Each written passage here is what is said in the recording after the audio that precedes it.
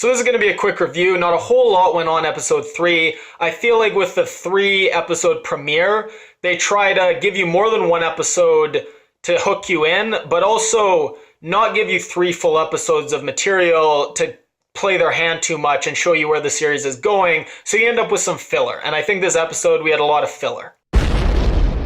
Surprisingly, the whole Gert Chase storyline is actually one of my favorites of the show. Definitely my favorites of the kids' storylines.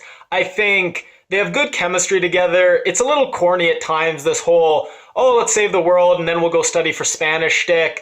But I think it's cute and I like watching it. And then Alex and Nico, I hadn't been feeling it episode 1 and 2, but I saw a little chemistry this episode when they're pretending to hook up and he's like, where do I put my hands? That was cute.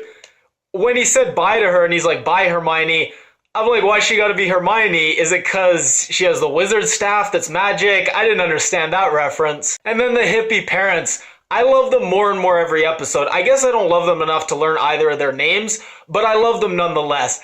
Whether it's their matching hipster glasses, the daddy's ordering the taco in this thick Spanish accent. You can see the guy serving him, just rolling his eyes. I think they're great. I really hope things work out for them. I know they're evil, so it probably won't, but I can hope. So the couple having the affair. It's interesting that they're having the affair, but for me it's just 2 of the most boring characters. Definitely the 2 most boring parent characters. They both just seem like such wet blankets to me. I just have a hard time getting too interested in this storyline. Molly, I don't know how I feel about her. She seems like an 8-year-old at times. Oh, I can't find my kitty cat pin. And then she snuggles up with Gert in bed, wants a bedtime story last episode. By the way, I love Gert, but that was a horrible lullaby she sang. And I guess in the comics, she's a lot younger than the other characters, so they're trying to play up this angle, but it just seems silly at times. She's also supposed to be this badass superhero, but she just seems so unintelligent. And I mean, at that age, I'm sure I was really stupid too. And I've gotten past the, oh, I want to see 2, let me take a picture with the flash on thing. But when she's getting interrogated by Alex's mom and she runs away from the interrogation, it's the worst thing you could possibly do when trying to avoid suspicion. So she just does things that seem really stupid at times and it's frustrating.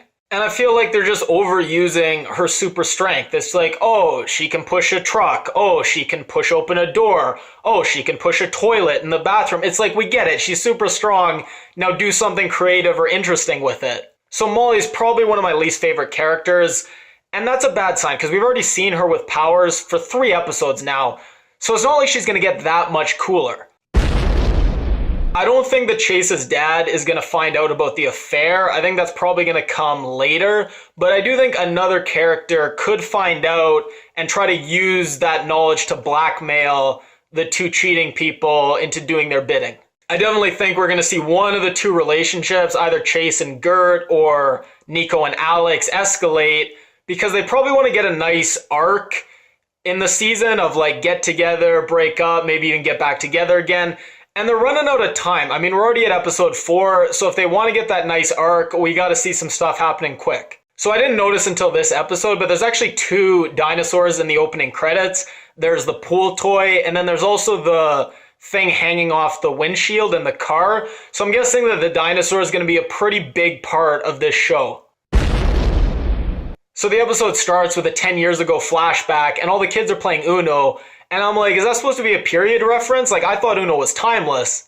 Alex says to Nico, with all due respect for your Wiccan beliefs, so I guess she's not really goth, she's a Wiccan, which is kind of just like a fancy term for modern day witch. So Nico's mom is the alpha user of the house. That's just so perfect. I think we should call all administrators alpha users from now on. And these parents just have the worst hiding places. I mean, the staff, rather than being in her room, is just out in the open in the living room. And I'm like, aren't you supposed to be supervillains? Like, why is this stuff so easy to find?